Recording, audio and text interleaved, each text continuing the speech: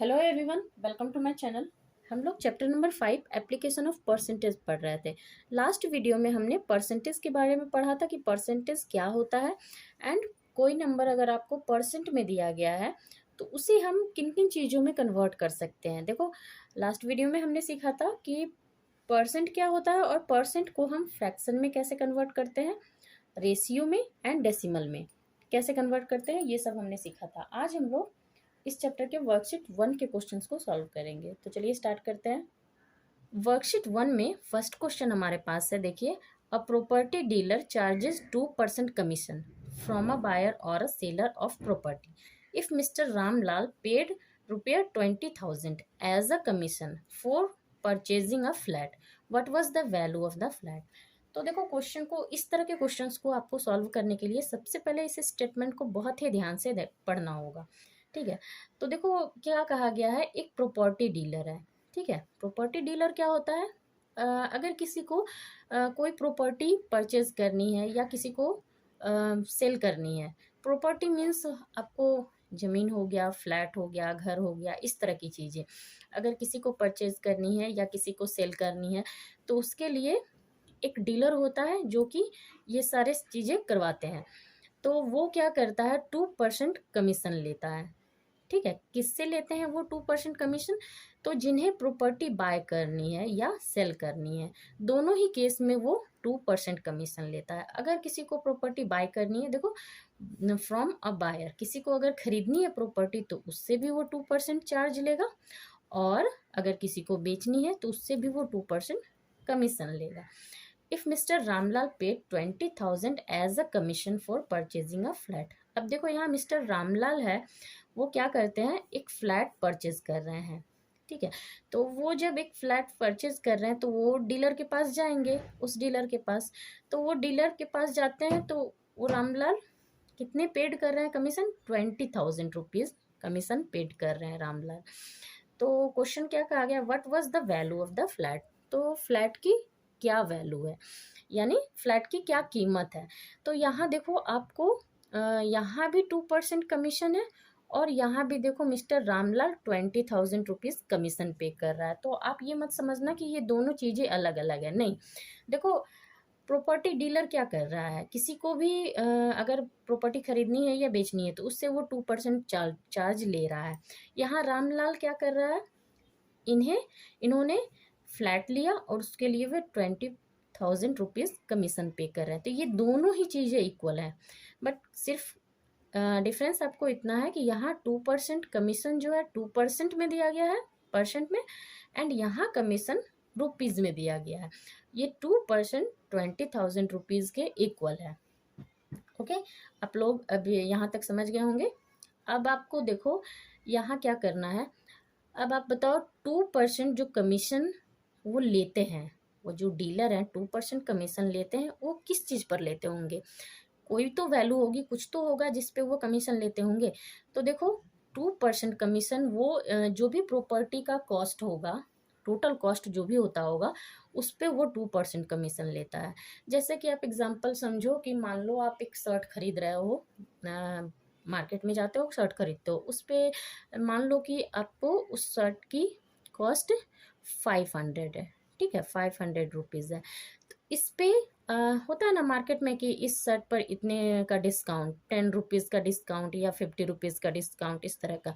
तो मान लो 50 रुपीज़ में आपको 500 रुपीज़ में आपको 50 रुपीज़ का डिस्काउंट मिल रहा है। तो ये डिस्काउंट किस पे मिल रहा है, 50 रुपीज़ शर्ट की कॉस्ट पे मिल रहा है, जो शर्ट की कॉस्ट है। ठीक है, तो सिमिलरली यहाँ भी है, ये 2% कमीशन डीलर किस चीज़ पे लेते हैं, जो प्रॉपर्टी का जो टोटल कॉस्ट है। ठीक है, कोई भी प्रॉपर्टी की जो कॉस्ट है उस पे वो 2% का डिस्काउंट लेते हैं। तो लेकिन देखो, यहाँ पे हमें प्रॉपर्टी की कॉस्ट नहीं दी गई है। What was the value of the flat, property का कॉस्ट पूछा गया है कि प्रॉपर्टी की क्या कॉस्ट है, वैल्यू, फ्लैट की क्या वैल्यू है, वैल्यू मीन्स उसकी क्या कॉस्ट होगी, क्या प्राइस है। तो हम यहाँ क्या करेंगे, फ्लैट की कीमत तो हमें नहीं मालूम है, तो यहाँ पे हम मान लेंगे कि फ्लैट की कीमत क्या है। कुछ भी मान सकते हैं आप, एक्स वाई जेड कुछ भी लेकर इसे सॉल्व करना स्टार्ट करोगे। ठीक है, तो यहाँ हम मान लेते हैं कि फ्लैट की कीमत क्या है, एक्स। तो यहाँ हम लिखेंगे लेट दी वैल्यू या कॉस्ट या प्राइस कुछ भी लिख सकते हैं, let the value of the flat. हम मान लेंगे कि फ्लैट की वैल्यू क्या है या फ्लैट की कॉस्ट एक्स रुपीज़, ठीक है, एक्स रुपीज़ है। ओके, अब यहाँ देखो रामलाल कितना कमीशन पे कर रहे हैं, देखो 20,000 रुपीज़। तो यहाँ जो भी चीज़ है आप यहाँ लिख लो, जो भी आपको क्वेश्चन में दिया गया है आप अगर यहाँ लिख लोगे तो बार बार क्वेश्चन पढ़ना नहीं पड़ेगा। तो यहाँ हम लिखेंगे पे कमीशन कितना पे कर रहे हैं, 20,000 रुपीज़। तो यहाँ पे लिखेंगे पेड कमीशन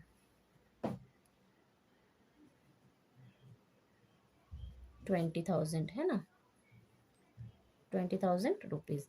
अब देखो ये जो 2% का कमीशन लेंगे किस पे लेंगे, मैंने अभी बताया ना कि फ्लैट की कॉस्ट हमने माना कि एक्स है, तो जो टोटल कॉस्ट है उसी पे 2% का कमीशन दिया जाएगा। तो यहाँ पे अब देखो 2% का जो कमीशन है वो एक्स पे होगा, तो हम लिखेंगे 2% ऑफ एक्स, ठीक है, एक्स पे 2% का कमीशन। तो ये किसके इक्वल होगा, ये जो रामलाल कितना पेड कर रहे हैं, 20,000 रुपीज़ कमीशन पे कर रहे हैं, रुपीज़ में कितना पे कर रहे हैं 20,000, और डीलर जो कमीशन ले रहा है वो परसेंट में दिया गया, बट ये दोनों इक्वल है, ठीक है। तो 2% ऑफ एक्स यानी टोटल प्रॉपर्टी का 2% वो कमीशन ले रहे हैं, और ये किसके इक्वल होगा, 20,000 के इक्वल होगा। ओके, अब इसे सॉल्व कर लेते हैं, बहुत इजी है।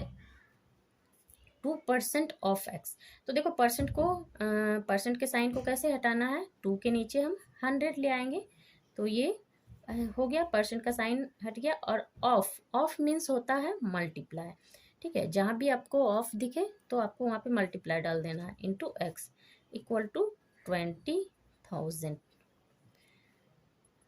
अब आप यहाँ कैंसिल कर सकते हैं, देखिए 2 से 100 कैंसिल होगा 50 टाइम्स, तो यहाँ आपका x/50 इक्वल टू यहाँ 20,000।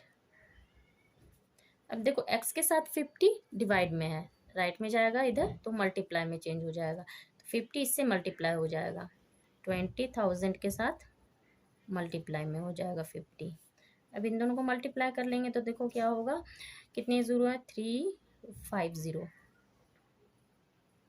5, और 5 इंटू 2 10, तो यहाँ क्या हो गया, कॉस्ट 10 लाख रुपीज़। देखो एक्स की वैल्यू कितनी आई, 10 लाख रुपीज़। तो यहाँ हम लिख लेंगे फ्लैट की वैल्यू क्या है, फ्लैट का जो वैल्यू है मैंने माना था कि एक्स है, हम लोगों ने माना था एक्स की, फ्लैट की वैल्यू क्या है एक्स, तो एक्स का वैल्यू कितना आया हमारे पास 10 लाख रुपीज़। तो यहाँ पे लिखेंगे therefore the value of the flat, flat की वैल्यू क्या हमें मिला 10 लाख रुपीज़।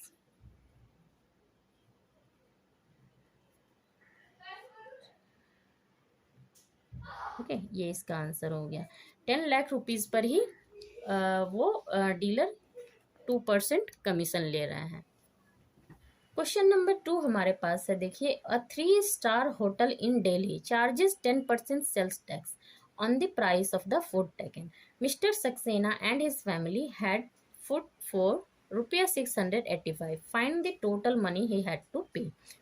तो देखो यहाँ क्वेश्चन में क्या कहा गया है कि दिल्ली में एक 3-स्टार होटल है, वो 10% सेल्स टैक्स लेते हैं, किस पे सेल्स टैक्स लेते हैं, तो देखो वो उनके यहाँ जितने भी प्राइस का आप खाना खाओ उस पे वो 10% का सेल्स टैक्स लेते हैं।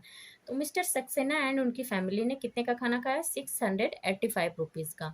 तो यहाँ कहा गया है कि अगर वो 10% का सेल्स टैक्स लेते हैं और मिस्टर सक्सेना ने ₹685 का खाना खाया, तो कितनी मनी पे करनी होगी मिस्टर सक्सेना को, यहाँ है ना, find the total money he had to pay, mister Saxena और उनकी फैमिली को कितने रुपए पे करने पड़ेंगे होटल में। तो इसे आप सिंपल तरीके से समझो कि मान लो आप लोग रेस्टोरेंट या होटल में खाना खाने जाते हो, तो मान लो आप लोगों ने 100 रुपये का खाना खाया, ठीक है, 100 रुपीज़ का आपने खाना खाया, ओके, तो सिर्फ और उस होटल में मान लो आपको 100 रुपीज़ का खाना खाते हो, तो उस पर 10 रुपीज़ का क्या सेल्स टैक्स वो लेते हैं, ठीक है, 10 रुपीज़ का सेल्स टैक्स लेते हैं। तो आपको कितना पे करना होगा? आपने 100 रुपये का खाना खाया और 10 रुपीज़ का उन्हें टैक्स देना होगा, तो आप टोटल कितना पे करोगे? इन दोनों को ऐड कर दोगे, है ना। जो फूड की प्राइस है 100 रुपीज़ और जो टैक्स देना है 10 रुपीज़, तो इन दोनों को आपको क्या करना होगा? ऐड करना होगा। तो आप टोटल कितना पे करोगे? 110 रुपीज़ इतना पे करना होगा। तो सेम वैसा ही है ये क्वेश्चन कि वे इतना का खाना खाते हैं और उन्हें वो जो 10% सेल्स टैक्स देना है वो किस पे देना है? तो वो जितने का भी खाना खाते हैं, अगर वो 1000 रुपीज़ का खाना खाएंगे तो 1000 रुपीज़ पे 10% सेल्स टैक्स देना होगा, ठीक है। अगर 500 रुपीज़ का खाएंगे तो 500 रुपीज़ पे सेल्स टैक्स 10% देना होगा। तो यहाँ क्या करेंगे? देखो, जितने का उन्होंने खाना खाया प्लस इसमें हमें ऐड करना है 10% का सेल्स टैक्स। तो यहाँ हम लिखेंगे the total money paid by Mr. Saxena. Mister Saxena, ठीक है। टोटल वे कितने मनी पे करेंगे? मिस्टर सक्सेना टोटल कितनी मनी पे करेंगे? तो देखो, सबसे पहले तो उन्हें फूड की जो प्राइस देनी होगी, जो फूड का प्राइस है 685, ये हम लिख लेंगे। 685 उन्हें फूड का प्राइस तो देना ही होगा। प्लस इसके साथ ही उन्हें क्या देना होगा? कितना देना होगा? 10% सेल्स टैक्स। तो 10% जो सेल्स टैक्स है वो किस पे देंगे? 685 पे ही देंगे। तो 10% ऑफ किसका? 10%? 685 का। ओके, तो ये दोनों को जो ऐड अप कर दोगे तो जो रिजल्ट आएगा वो ही इन्हें पे करना है, उतनी मनी इन्हें पे करनी है। 685 प्लस 10% का 10% 685 का कितना होगा? देखो, 10/100 ऑफ मीन्स मल्टीप्लाई 685। अब यहाँ देखो, 0 0 कैंसिल हो जाएगा और अब देखो यहाँ भी 5 से कैंसिल होगा, बट इसकी कोई ज़रूरत नहीं है, हम डायरेक्ट डेसिमल पुट कर देंगे। 685 प्लस यहाँ देखो क्या होगा, इसे अगर आप सॉल्व करो तो यहाँ आपका देखो 685 अपॉन यहाँ 10 आ जाएगा, ठीक है। तो आप इस 10 के बदले यहाँ पे डेसिमल पुट कर लेंगे, तो आपको डेसिमल देखो कहाँ जाएगा, नीचे 1 के साथ 1 0 है, एक ही 0 है, तो 1 डिजिट आगे डेसिमल जाएगा 68.5, ठीक है। अब इन दोनों को हम ऐड कर लेते हैं, तो इनको ऐड करके हमारा आएगा 753.5। अब पॉइंट के बाद देखो 5 है, 5 मीन्स ये नहीं कि 5 पैसे, देखो 753 ये तो रुपीज़ हो गया, ये रुपया हो गया, पॉइंट के बाद क्या है? 5 5 मीन्स 5 पैसे नहीं, 50 पैसे। देखो पॉइंट। नेक्स्ट क्वेश्चन है, a painter paints 240 square feet of a wall, if this is 48% of the total wall surface, what is the area of the wall in square feet? तो यहाँ देखो क्वेश्चन में क्या कहा गया है कि एक पेंटर पेंट करता है एक वॉल को, ठीक है, 240 स्क्वायर फीट। कोई दीवार है, मान लो ये एक दीवार है, ठीक है, ये एक दीवार है, इसे एक पेंटर पेंट करता है और कितना पेंट करता है? 240 स्क्वायर फीट।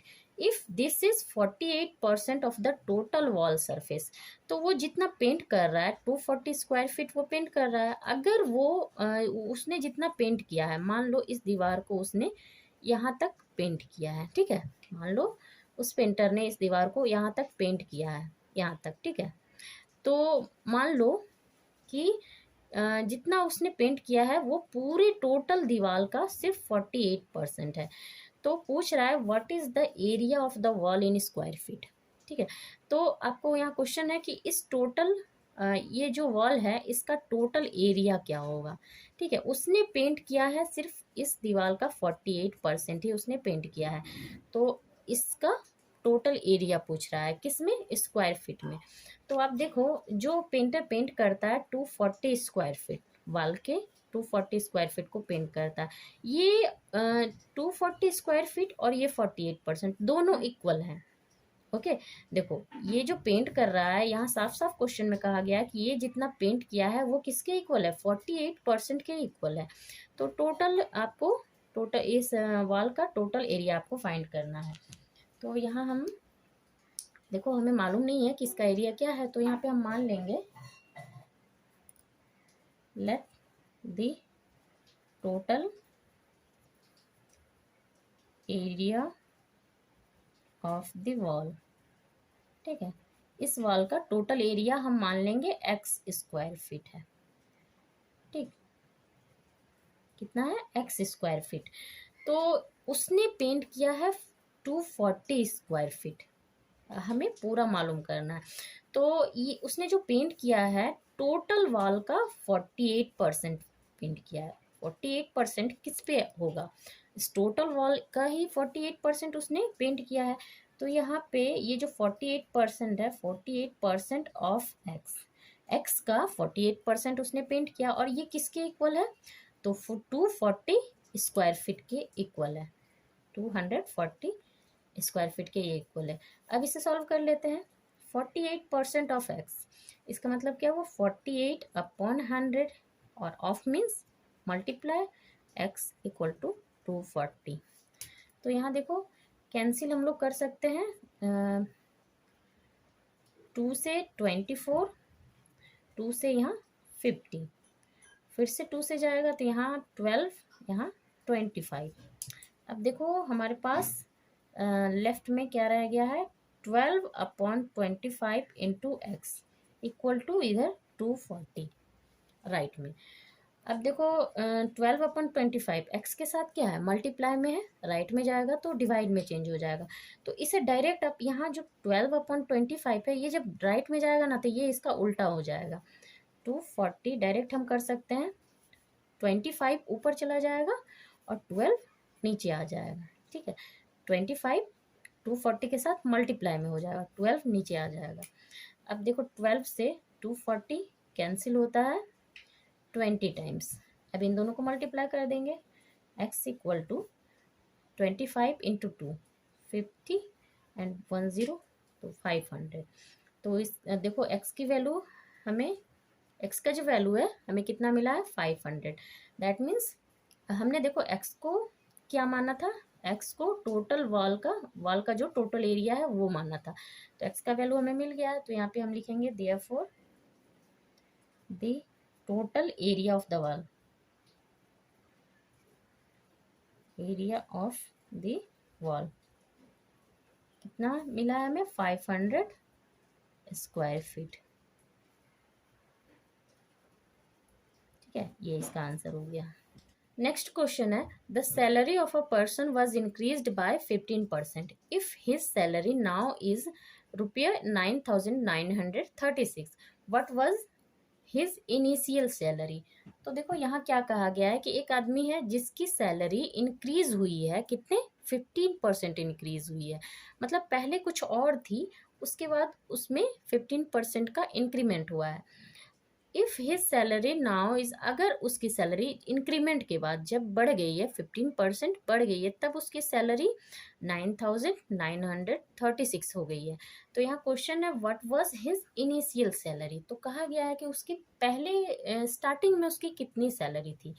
यहाँ जो सैलरी आपको दिया गया है, यहाँ देखो नाउ मीन्स प्रेजेंट में उसकी सैलरी ये दी गई है, और हमें फाइंड करना है उसकी इनिशियल सैलरी, मतलब पहले उसकी सैलरी कितनी थी। तो मान लो कि किसी, अब देखो यहाँ परसेंट में दिया गया है, अगर इसे मैं रुपीज़ में समझाऊँ तो मान लो कि किसी की सैलरी पहले 500 रुपीज़ है। ठीक है, मान लेते हैं कि किसी की सैलरी 500 रुपीज़ पहले थी, और अब उसकी सैलरी में 200 रुपीज़ बढ़ गई है। ठीक है, उसकी सैलरी 200 रुपीज़ बढ़ गई है, तो उसकी प्रेजेंट में क्या सैलरी होगी, इन दोनों को ऐड कर देंगे 700। ठीक है, तो प्रेजेंट में उसकी सैलरी क्या होगी, 700, और इनिशियल सैलरी उसकी कितनी थी, 500। तो यहाँ आपको जो इनिशियल सैलरी नहीं दी गई है, यहाँ क्या प्रेजेंट सैलरी दी गई है, आपको इनिशियल सैलरी फाइंड करनी है। तो देखो जो चीज़ हमें नहीं मालूम है उसे हम क्या करेंगे, उसे हम मान लेंगे कि लेट द इनिशियल सैलरी हम मान लेंगे कि उसकी इनिशियल सैलरी कितनी है, रुपया एक्स रुपीज़ है। ओके, और उसमें इंक्रीमेंट उसका कितना हुआ है, देखो स्टार्टिंग में उसकी सैलरी हमने माना कि वो एक्स है और इंक्रीमेंट कितना हुआ है, 15%। इंक्रीज कितना हुआ है, 15%। तो ये 15% किस पे बढ़ा है, इस एक्स पे ही बढ़ा है। जो भी उसकी सैलरी थी उसी पे 15% बढ़ेगा।